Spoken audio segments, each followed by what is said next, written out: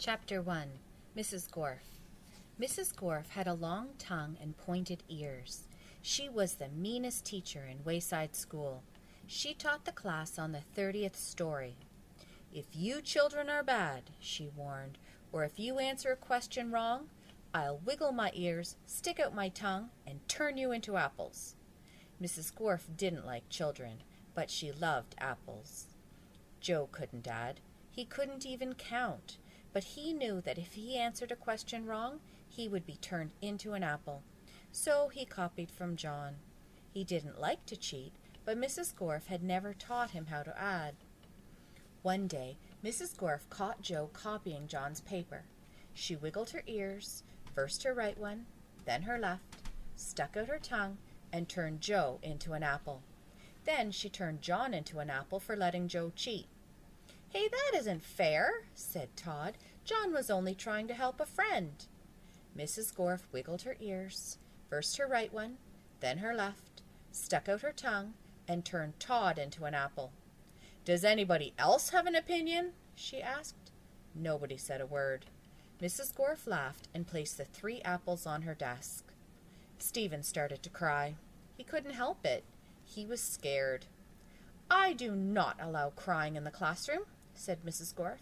She wiggled her ears, first her right one, then her left, stuck out her tongue, and turned Stephen into an apple.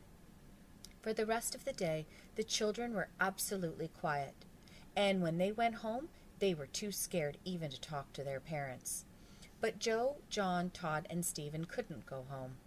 Mrs. Gorf just left them on her desk. They were able to talk to each other, but they didn't have much to say. Their parents were very worried. They didn't know where their children were. Nobody seemed to know. The next day, Kathy was late for school.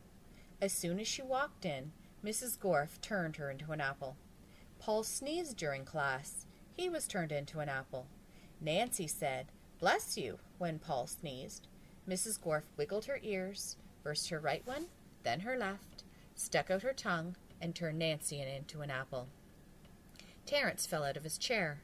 He was turned into an apple. Mauricia tried to run away. She was halfway to the door as Mrs. Gorf's right ear began to wiggle. When she reached the door, Mrs. Gorf's left ear wiggled.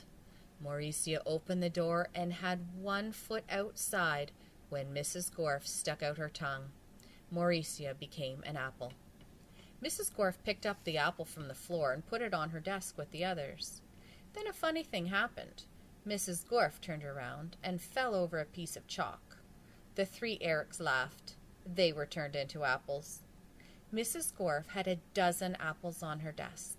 Joe, John, Todd, Stephen, Kathy, Paul, Nancy, Terence, Mauricia, and the 3 Erics. Eric Fry, Eric Bacon, and Eric Ovens. Lewis, the yard teacher, walked into the classroom. He had missed the children at recess. He had heard that Mrs. Gorf was a mean teacher, so he came up to investigate. He saw the 12 apples on Mrs. Gorf's desk. "I must be wrong," he thought. "She must be a good teacher if so many children bring her apples." He walked back down to the playground. The next day, a dozen more children were turned into apples. Lewis, the yard teacher, came back into the room. He saw 24 apples on Mrs. Gorf's desk. There were only 3 children left in the class. "She must be the best teacher in the world," he thought. By the end of the week, all of the children were apples. Mrs. Gorf was very happy. "Now I can go home," she said. "I don't have to teach anymore. I won't have to walk up 30 flights of stairs ever again." "You're not going anywhere," shouted Todd. He jumped off the desk and bopped Mrs. Gorf on the nose. The rest of the apples followed. Mrs. Gorf fell on the floor. The apples jumped all over her. "Stop!" she shouted, "or I'll turn you into applesauce." But the apples didn't stop, and Mrs. Gorf could do nothing about it. "Turn us back into children," Todd demanded. Mrs. Gorf had no choice. She stuck out her tongue, wiggled her ears, this time her left one first, then her right, and turned the apples back into children. "All right," said Mauricia. "Let's go get Lewis. He'll know what to do." "No!" screamed Mrs. Gorf. I'll turn you back into apples." She wiggled her ears, first her right one, then her left, and stuck out her tongue. But Jenny held up a mirror, and Mrs. Gorf turned herself into an apple. The children didn't know what to do. They didn't have a teacher. Even though Mrs. Gorf was mean, they didn't think it was right to leave her as an apple. But none of them knew how to wiggle their ears. Louis, the yard teacher, walked in. "Where's Mrs. Gorf?" he asked. Nobody said a word. "Boy, am I hungry," said Louis. "I don't think Mrs. Gorf would mind if I ate this apple. After all, she always has so many."